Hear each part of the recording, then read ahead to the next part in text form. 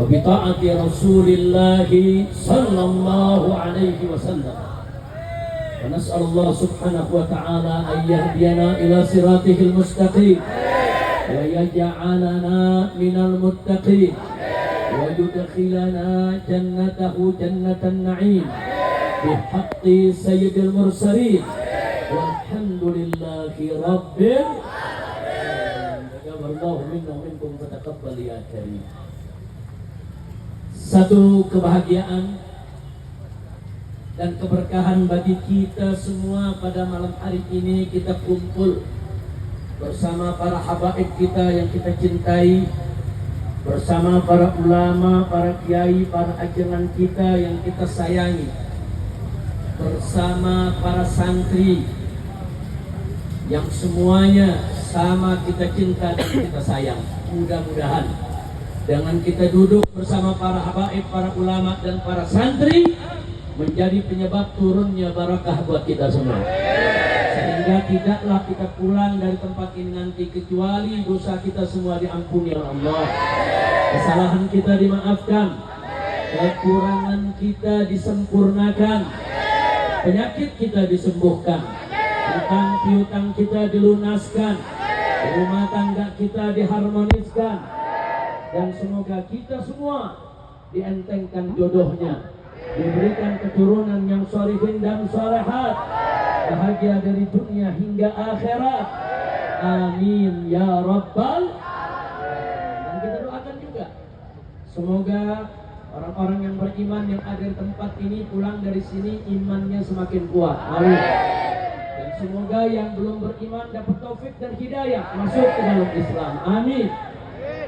Jadi sengaja ini saya sampaikan saudara, kemarin pada saat saya bersilaturahim ke salah satu tokoh di Kibung Bulak, Bogor Barat, ketemu satu orang sudah 10 tahun masuk Islam. Kemudian beliau cerita, Habib, 10 tahun yang lalu saya hadir di Tabligh Akbar Habib. Hadir di Tabligh Akbar, saya merekamnya gini mata-mata. Saya rekam semua isi ceramah apa segala macam ada di tempat itu, saya rekam. Tapi begitu Habib lagi berdoa minta taufik hidayah, saya ikut amin. Selesai itu, saya justru menjadi nggak tenang, dan baru tenang setelah saya masuk Islam. Alhamdulillah. Jadi ternyata ada juga yang masuk Islam gara-gara tabligh akbar. Bagus tidak? Berkah tidak? Makanya kita doain semua yang udah baik menjadi lebih baik, yang belum baik agar menjadi baik, yang sudah beriman semakin kuat imannya, yang belum beriman agar dapat taufik dan hidayah beriman kepada Allah. Amin ya rabbal alamin. Dan perlu diketahui bahwa dulu acara ini dimulai 13 tahun yang lalu bersama almarhum ajengan Njen, saudara, Kiai Haji Muhammad Syekh, saudara, bersama para ulama, para kiai yang ada di wilayah Bogor. Tujuannya untuk apa? Bukan untuk merayakan tahun baru, bukan. Nah, salah besar tuh kalau ada yang bilang kita kumpul buat merayakan tahun baru, bukan, saudara. Tapi karena besok tahun baru malam tanggal 1 di puncak ini sudah terkenal, tempat datangnya turis wisata padat luar biasa, saudara, melimpah ruah kalau sudah malam tahun baru, betul? Dan saudara, ketika itu banyak yang tahun barunya dengan maksiat. Dulu di sepanjang puncak ini, saudara, sampai Gadok berapa banyak kafe-kafe, diskotik, saudara. Semua akhirnya apa yang terjadi? Jadi malam tahun baru di puncak, saudara, menjadi puncak maksiat. Nah besok paginya di mana-mana banyak kondom, saudara. Kacau tidak? Kacau tidak? Kacau tidak? Makanya jangan kaget, tanya nih, di sini ada ajangan ucap, ada ajangan-ajangan yang lain semua. Tanya beliau-beliau dari Kerembet, dari mana tempat. Dulu kiai-kiai sama santri turun rame-rame, semua kafe dan diskotik ditutup sepanjang jalan puncak. Takbir! kiai di puncak Bogor, bagus tidak? Dukung tidak? Lalu besok diajak lagi sama kiai, sama ajangan, sama ulama, sama habaib, bersihkan puncak dari maksiat, siap tidak? Allahu Akbar. Dari situlah saudara muncul pemikiran para ajangan, para kiai yang disampaikan oleh ajangan Muhammad Sen datang ke Jakarta. Saat itu saya belum bikin pesantren di Megamendung, belum. Ketika itu tahun 2011-an itu Pak Kiai, 2010-2011. Saya mulai bangun pesantren 2013. Nah, jadi akhirnya para kiai datang, saya setuju saudara. Tapi kita buat tidak malam tahun barunya. Kita buat satu malam sebelumnya untuk memberi peringatan. Betul? Betul? Mereka-mereka besok yang ingin berlibur ke puncak. Mereka-mereka besok yang ingin bertahun baru di puncak. Silakan kalian rayakan, silakan kalian peringatkan, silakan kalian ramaikan itu malam tahun baru di puncak. Tapi jangan coba-coba sebar maksiat di wilayah puncak. Betul? Nanti mereka yang maksiat, mereka pulang ke Jakarta, orang puncak yang kena musibahnya. Betul? Sekarang saya tanya saudara, bagus tidak? Bagus tidak? Dukung semua? Setiap malam 31 kita bikin tablik akbar, kita kasih peringatan. Bukan itu saja, selebaran saudara di mana-mana tempat. Jangan coba-coba puncak dijadikan sebagai tempat maksiat. Dan alhamdulillah ketika itu Bupati ikut mendukung. Bahkan ketika itu Pak Kiai setiap tahun Pak Bupati hadir ikut mendukung kegiatan ini, saudara. Ketika itu tahu Bupati yang sekarang, apalagi Gubernur yang sekarang, nggak tahu dia urusannya. Hati-hati aja Jawa Barat jadi kabupaten atau provinsi berhala, hati-hati. Ayo semuanya nih, hati-hati nih Jawa Barat. Bu, mana ibu-ibu? Bu, angkat tangannya Bu. Hati-hati, ini di Jawa Barat nih sedang ada al-khabarun azim, sedang ada bahaya besar. Pengalaman di Purwakarta bagaimana saya dan kawan-kawan, para kiai, para ulama di Purwakarta, saudara, melawan habis-habisan agar Purwakarta tidak dijadikan sebagai kota berhala, saudara. Dan saya tidak mau terjadi di Jawa Barat ini, saudara, karena yang bersangkutan pernah pimpin Purwakarta dirubah jadi kota kiai, kota santri, menjadi kota berhala. Nggak boleh Jawa Barat dirubah menjadi provinsi berhala. Betul? Siap robohkan berhala, siap hancurkan berhala, siap sepikan Jawa Barat dari semua berhala. Pilkada boleh kalah, tapi perjuangan Islam nggak boleh kalah. Betul? Pilkada kita kalah, tapi bukan berarti perjuangan Islam kita berhenti. Betul? Siap tetap berdakwah, siap tetap beramanah nasional, siap untuk lawan kemusyrikan, siap untuk terus sebarkan Islam.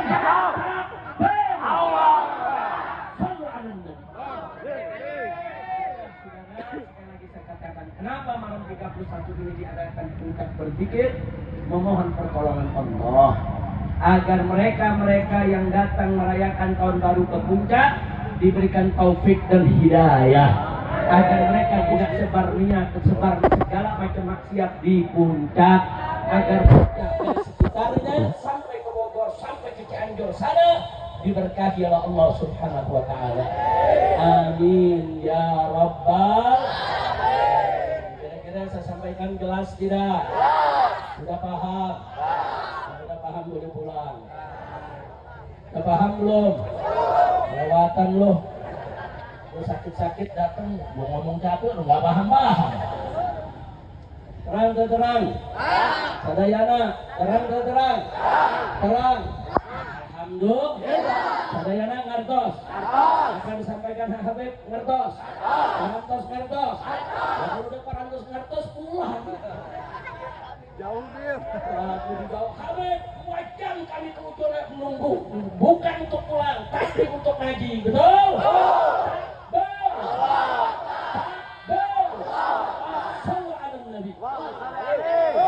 Setiap tetes air hujan yang mengenai kita semua pada malam hari ini akan menghapus dosa kita semua. Semoga setiap tetes air hujan yang membasahi kita pada malam hari ini menjadi penyebab kita mendapatkan rahmat, barakah, maghfirah, segala kemudahan dari Allah Subhanahu wa taala. Amin ya rabbal alamin. Nah, baiklah ya ikhwan, pada malam hari ini saya sudah sampaikan tadi kenapa ini diadakan supaya tidak salah paham, bukan untuk merayakan tahun baru, bukan, tapi untuk memberi peringatan agar mereka yang besok merayakan tahun baru di Puncak dan sekitarnya jangan berbuat maksiat, dan untuk tunjukkan bahwa masyarakat Bogor, Cianjur sampai ke Puncak sini siap untuk menyapu bersih siapapun yang ingin mengotori Puncak dengan kemungkaran dan kemaksiatan. Setuju?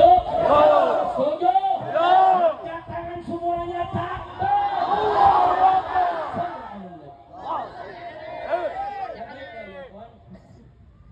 Pada kesempatan ini saya ingin menyampaikan sesuatu yang teramat penting buat kita semua. Tapi sebelumnya saya mau ingatkan bahwa besok malam kita sudah masuk tanggal Rajab. Insya Allah. Bulan Rajab bulan mulia, bulan yang kita dianjurkan untuk banyak berbuat baik di dalamnya. Insya Allah. Begitu juga bulan Sya'ban ya, apalagi bulan Ramadan. Artinya kita sudah masuk Rajab, Sya'ban, Ramadan. Dulu banyak para ulama salaf kita mengikuti apa yang pernah dikerjakan oleh Nabi. Mereka mulai tanggal 1 puasa, Rajab puasa sebulan penuh, Sya'ban puasa sebulan penuh, kemudian disambung lagi Ramadan puasa sebulan penuh, 3 bulan. Begitu selesai Idul Fitri nyambung lagi puasa 6 hari di bulan Syawal. Nah, jadi memang Nabi mengatakan sumu tasihu, kata Nabi, puasalah kamu, niscaya pasti kamu akan sehat. Tentunya kita puasa mencari ridha Allah, itu yang pertama, agar kita mendapatkan ganjarannya, agar dosa kita diampuni. Tapi pada saat yang sama Allah juga akan memberikan kita nilai kesehatan. Jadi kalau di sini ada orang-orang yang punya penyakit nggak baik-baik, punya penyakit nggak sembuh-sembuh, udah pulang pergi ke rumah sakit, pulang pergi ke dokter, kenapa kita nggak coba dengan terapi puasa ya, Wah? Coba dengan terapi puasa. Puasa sunnah Senin Kemis atau puasa sunnah Daud, saudara, sehari puasa sehari enggak, atau besok kita mulai dari tanggal 1 nanti, saudara, kita puasa bulan Rajabnya, puasa bulan Sya'bannya, puasa bulan Ramadannya. Insya Allah dengan berkah dari Allah, penyakit apapun yang kita derita Allah akan sembuhkan lantaran berkah daripada puasa. Insya Allah. Jadi jangan lupa, insya Allah besok malam kita sudah mulai masuk tanggal 1 Rajab. Saatnya kita sudah mulai bisa puasa sunnah. Insya Allah. Baik. Selanjutnya ya kawan, saya ingin mengingatkan diri saya maupun semua masyarakat di sini. Jangan lupa, kalau kita berjuang untuk Islam, mencari ridha Allah, maka berusahalah berjuang dengan kebersamaan. Karena Allah menyatakan dalam Al-Quran, Faqala ta'ala wal takum minkum ummatun yad'una ilal khairi wa ya'muruna bil ma'ruf wa yanhauna 'anil munkar. Allah menyatakan wa takum minkum ummah, hendaknya harus ada segolongan umat dari kamu. Jadi Allah tidak mengatakan kamu sendiri-sendiri, tapi harus ada segolongan umat. Kamu sudah dikatakan ummatun, jumlahnya banyak, bekerja sama, bahu membahu, berbagi tugas, gotong royong.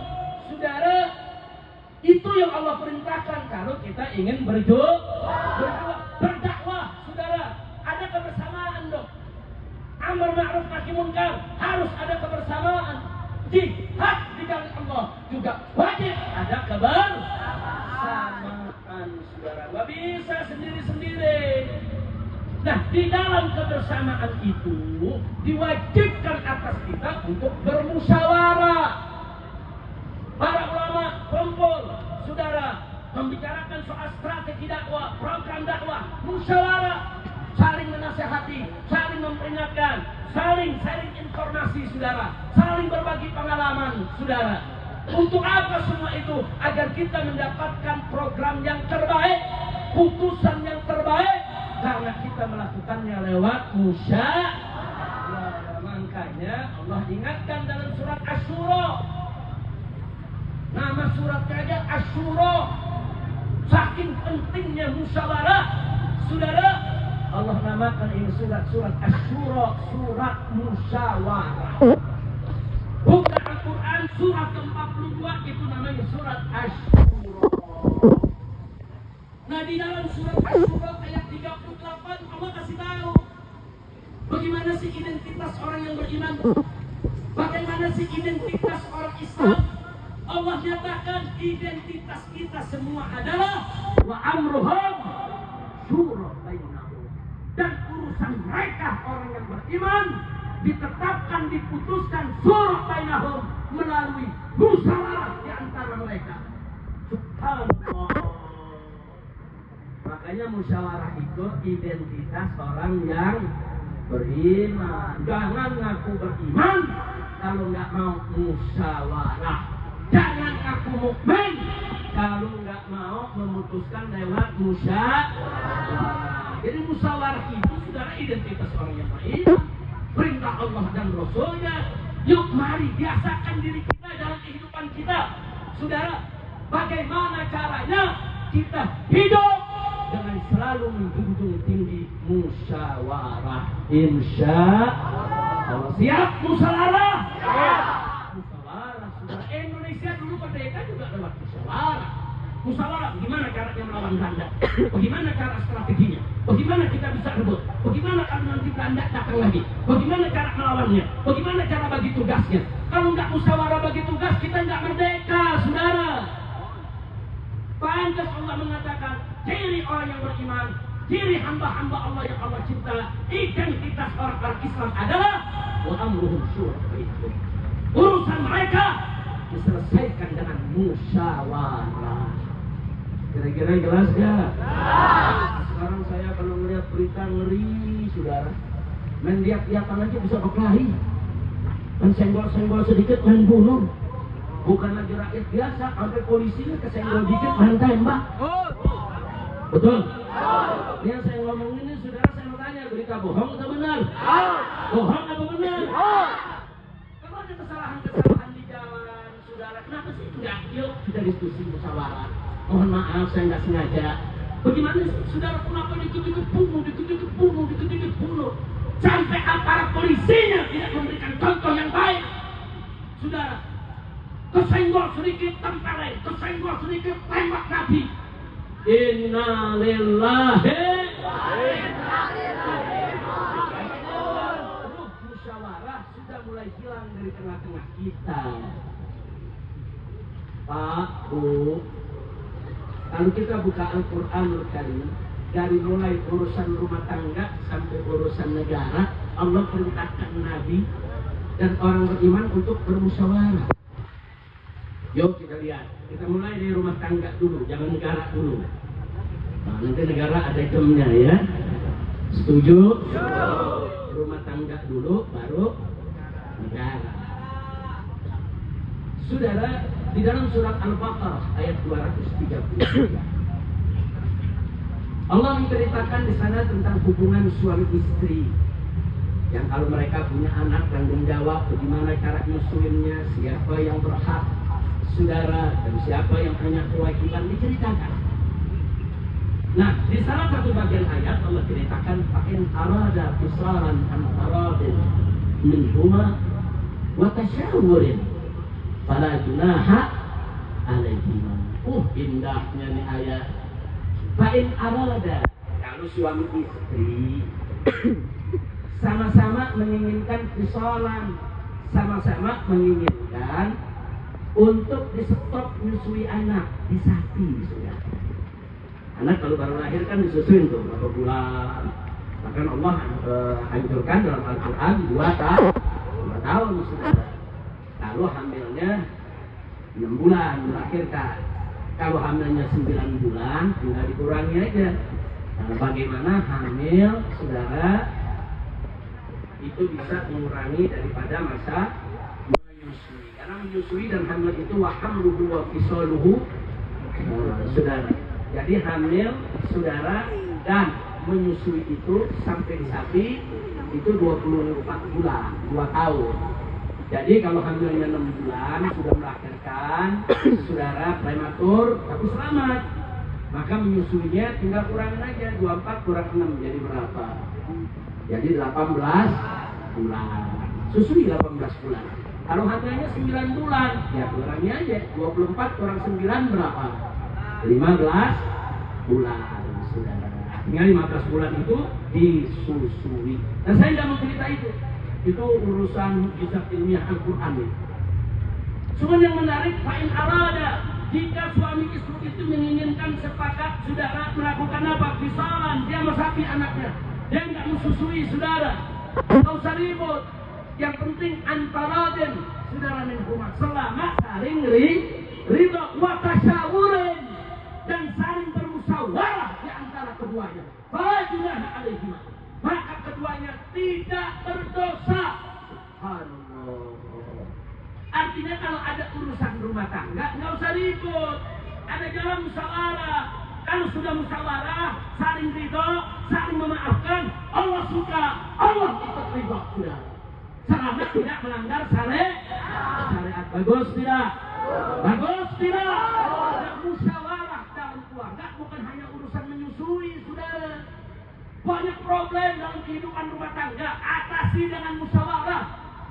Saudara, sedih kita, prihatin kejadian akhir-akhir ini kita lihat suami yang bunuh istri, suami yang borok istri, bahkan sekarang ada istri yang bakar suami.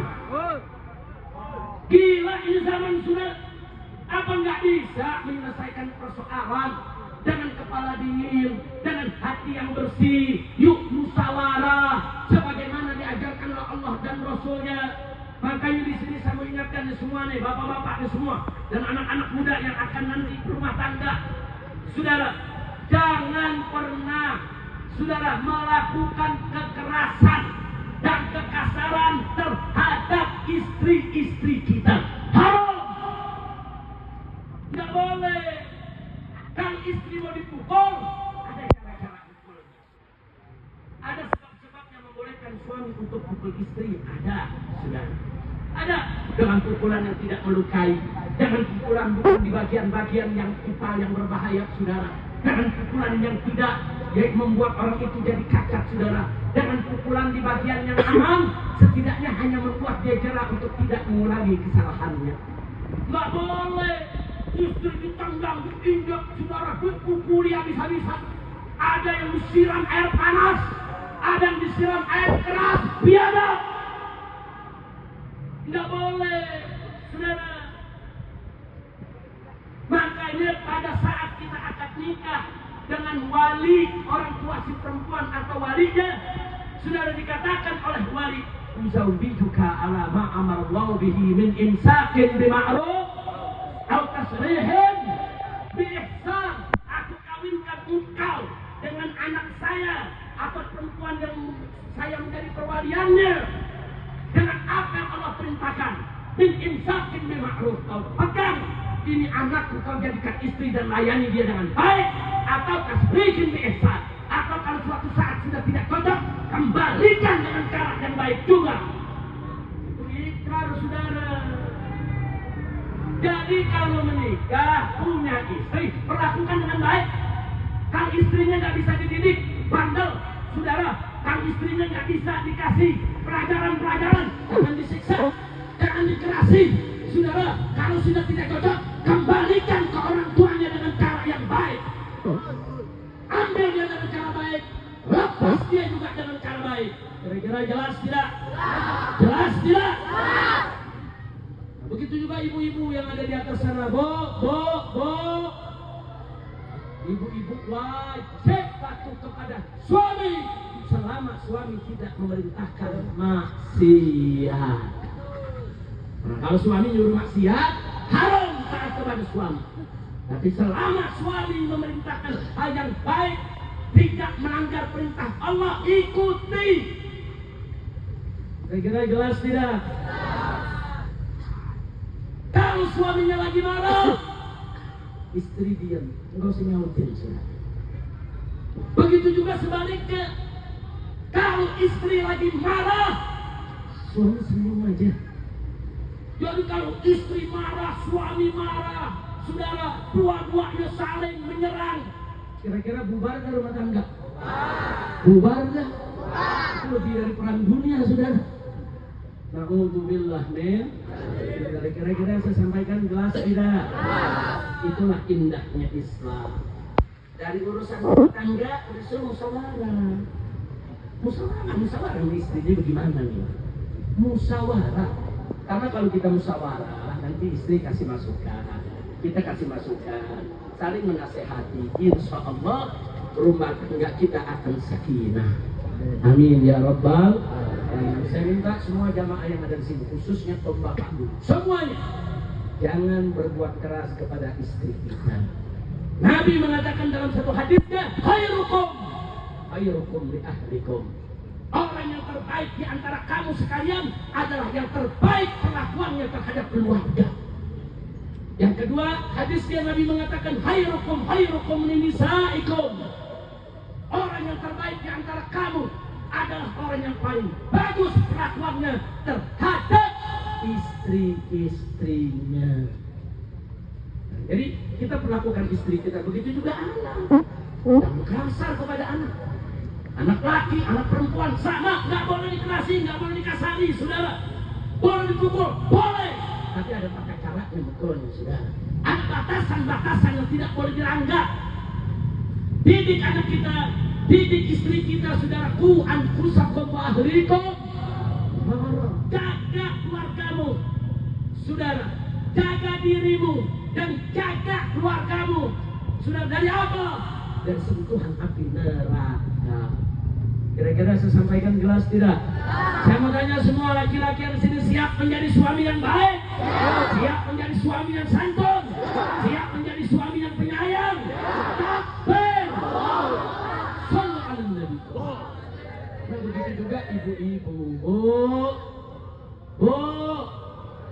Ibu-ibu kalau rumah tangganya sakinah, nurut sama suami, taat kepada suami, layani suami selama itu bukan maksiat. Layani, justru kalau ibu layani, nanti rezeki ibu dengan suami akan semakin berkah. Rumah tangga yang akur, rumah tangga yang sakinah, itu akan mengundang rezeki yang tidak terhingga. Mau rezeki banyak, mau dapat kerja bagus, perlakukan istri dan anak-anak dengan baik. Semakin baik Anda memperlakukan istri, semakin baik Anda memperlakukan anak, maka pintu-pintu rezeki Anda akan terbuka lebar semua. Tapi begitu kita jahat kepada istri, jahat kepada anak saudara, pintu-pintu rezeki kita akan tertutup, hidup kita akan sulit. Na'udzubillah min. Nah, ini kenapa saya sampaikan? Karena hampir di setiap kecamatan, termasuk di Bogor, Cianjur, di mana-mana, setiap hari itu ratusan orang bercerai, saudara. Tanyakan untuk urusan agama, saudara. Kita, setiap provinsi, setiap kabupaten, setiap kecamatan, saudara, setiap hari, sudah di satu kecamatan ada puluhan, bahkan ada kecamatan yang ratusan minta cerai.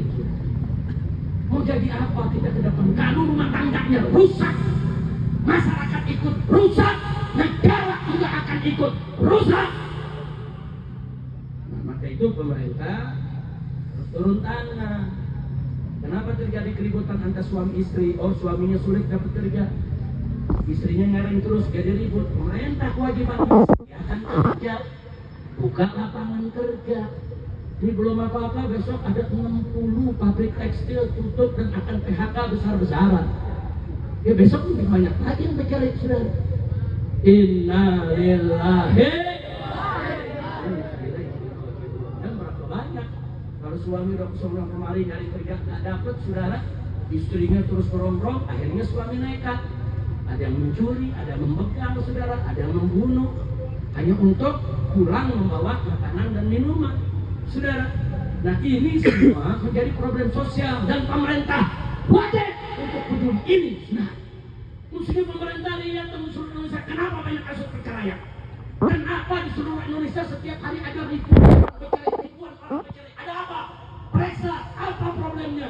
Kewajiban pemerintah turun tangan, bantu, atasi itu problem. Kalau soal ulama sudah menjalankan tugasnya, memberikan nasihat, memberikan arahan, saudara. Tapi untuk turun tangan membuka lapangan kerja itu kewajiban pemerintah dan itu amanat konstitusi. Betul? Kira-kira saya sampaikan jelas tidak? Nah, itu saya mau tanya lagi ini semua mau disayang Nabi gak? Mau disayang Nabi gak? Sayang istri dan anak kita, apalagi ibu dan bapak kita. Kalau ini bisa dibandingkan sama istri dan anak, saudara. Bapak dan ibu ada di atas kepala kita, saudara. Sampai-sampai ada satu sahabat melapor ke Nabi, ya Rasulullah, ayahku suka datang. Kalau datang ambil barang ini pulang, kalau datang ambil barang itu pulang.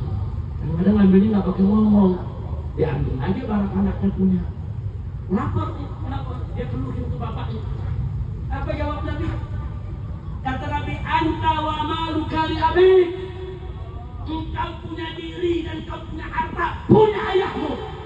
Masya Allah. Apa begitu Islam ngajari? Benar, bapak mungkin salah ambil barang kita, saudara. Jangan tanpa bicara dengan kita. Tapi bukan tempatnya kita mempergunjingkannya, bukan tempatnya kita mengeluhkannya, apalagi juga bukan tempatnya untuk kita mengusir dia dari rumah kita. Tegaknya sekarang ada anak yang bacok bapaknya, anak yang bacok ibunya, saudara. Ini ada apa? Ulama nggak kurang, kiai nggak kurang, pengajian nggak kurang. Kenapa sekarang akhlak jadi rusak begini? Oh, ternyata narkoba di mana-mana, judi di mana-mana, semuanya merusak moral umat. Betul? Betul? Aparat saudara yang tugasnya memerangi judi malah main judi. Kacau tidak? Kacau tidak? Aparat yang mestinya saudara mengatasi pencurian di tengah masyarakat, nolongnya lebih gede. Betul? Betul, lu jangan takut, ngomong betul aja takut. Betul tidak? Betul tidak? Betul tidak? Nah, baik, jadi sekali lagi sebelum saya masuk yang kedua dan terakhir. Jadi musyawarah keluarga, yuk mari kita bangkitkan. Setuju? Setuju. Jadi kalau dalam keluarga ada pertikaian suami istri, ada pertikaian ibu dengan anak, bapak dengan anak, adik dengan kakak, saudara, insya Allah semua bisa diselesaikan dengan musyawarah. Dengan apa? Kalau ada kompak dengan apa? Musyawarah. Kelas ya? Sekarang yang kedua, musyawarah dalam urusan negara.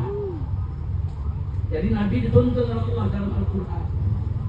Tadi urusan keluarga dalam surat Al-Baqarah ayat 233. Sekarang dalam surat Ali Imran ayat 159. Allah tuntun Nabi-Nya langsung. Apa Allah katakan kepada Nabi? Faqala ta'ala, Fabima rahmatin minallahi linta lahum. Walau kunta faddan ghalidhal qalbi, walau kunta faddan ghalidhal qalbi lanfaddu min hawlik. Fa'fu anhum wastaghfir lahum washawirhum fil amr. Fa idza azamtum fatawakkal 'ala Allah, innallaha yuhibbul mutawakkilin. Sadaqallahu al-'azim. Indah ini ayat, saudara. Allah kasih tahu sama Nabi, Fabima rahmatin minallahi linta lahum. Hei Nabi, hei Rasul, lantaran rahmat dari Allah kepadamu, sehingga engkau bisa bersikap lembut, santun kepada mereka, kepada kau punya umat. Kau santun, kau punya umat. Kau ramah kepada kau punya rakyat, kau punya sahabat.